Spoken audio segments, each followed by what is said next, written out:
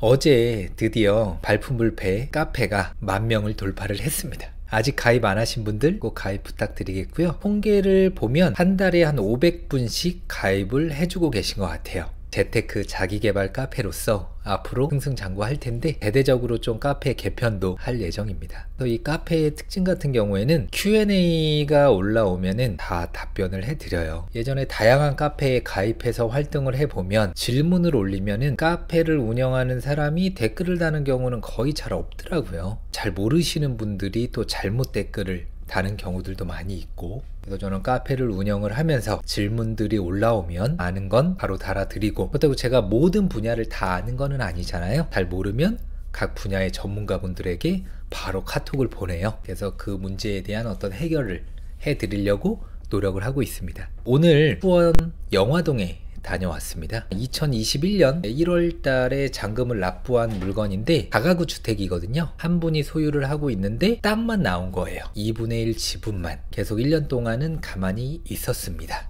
이 물건이 재미난 게 뭐냐면 둘째 동생과 셋째 동생 이름으로 2분의 1씩 나눠져 있는 상황이었어요. 근데 건물은 또 첫째 형님 거야. 땅 주인과 건물 주인이 하나로 되어 있었어야 됐는데 완전 따로따로 되어 있는 상황인 거죠. 저 같은 경우에는 지금 낙찰 받고 1년 정도 흘렀는데 땅값이 이쪽 지역이 또 많이 올랐더라고요. 그런데 제가 처음에 낙찰 받고 요 분을 찾아갔어요. 왜 2분의 1 지분 땅을 가지고 있잖아요. 잔금 납부 포기하는 대신 일정 부분의 수익을 얻을 수 있다고 하면 잔금 납부를 포기하고 이분이 공유자 우선 매수 신청이란 거를 할 수가 있잖아요. 셋째 동생이 국가에 세금을 체납을 한 상태다 보니까 이제 공매로 진행이 됐었던 거거든요. 근데 둘째 그 형님은 공유자 우선 매수 신청이라든지 이런 것들이 있는지도 모르고 또 뭐 굳이 동생 지분 넘어갔다고 해서 뭐 별일 있겠어? 하면서 안일하게 대처를 했었던 거죠. 근데 일이 생기죠.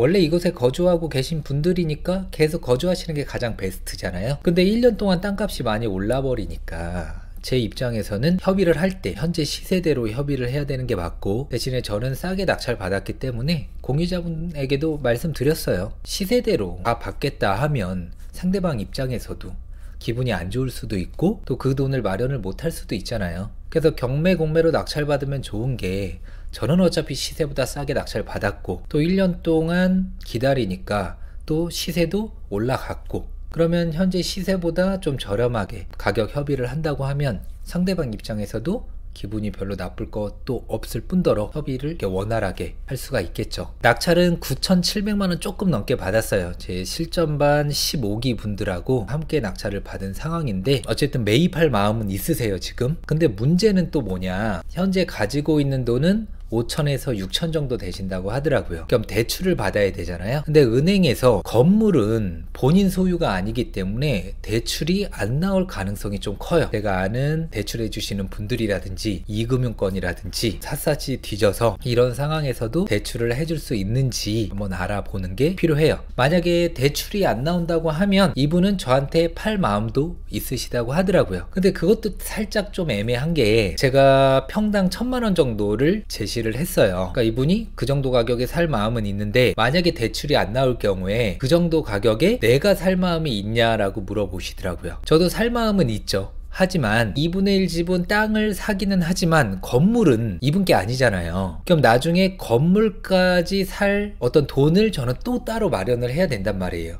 이분이 판다고 했을 때 저는 제가 매도하려는 가격으로 매입을 했다가는 수지타산이 안 맞을 수가 있거든요. 요 건물까지 매입을 해야 온전히 땅과 건물을 하나로 합칠 수 있는 거잖아요. 근데 땅은 다 사는데 이분이 안 판다고 하고 팔아도 굉장히 시세보다 비싸게 판다고 해버리면 해결 방법은 있지만 시간이 오래 걸릴 수가 있겠죠. 만약에 제가 온전히 땅을 하나로 만들었어요. 그 다음 진행은 어떤 식으로 할 수 있을까요? 건물을 소유하고 있는 분에게 건물 철거 소송 및 부당이득 청구 소송을 또 진행을 할 수가 있습니다. 판결을 받았다고 해서 철거하기는 정말 쉽지 않아요. 서로 피해 안 가는 방법으로 해결하는 방법이 있겠죠. 그래서 2층 남자분과 이야기를 나눈 다음에 형수님과 또 대화를 나눴어요. 마침 집에 계시더라고요.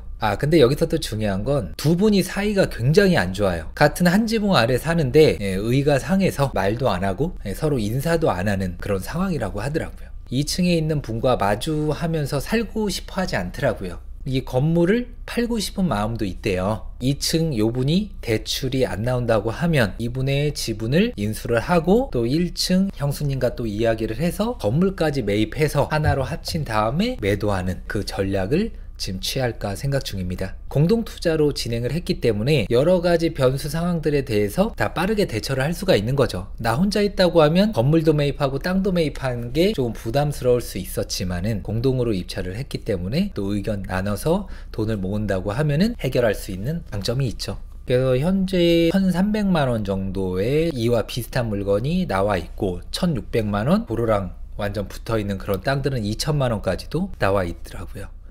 네,